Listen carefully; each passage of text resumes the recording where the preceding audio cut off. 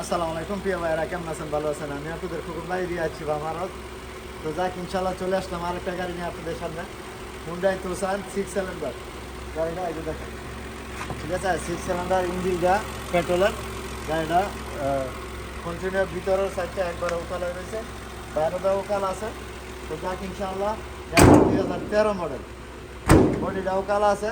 তো আপনাদের পুরো বডিটা দেখাই দেন, অরিজিনাল আছে বডিটা। 13 মডেল এলো, অরিজিনাল বডিটা আছে সাদা কালার, অরিজিনাল বডি আছে। 6 সিলিন্ডার গাড়িটা, 7 সিটের গাড়ি। এই যে দেখেন সিট আছে পিছনে, কেমন।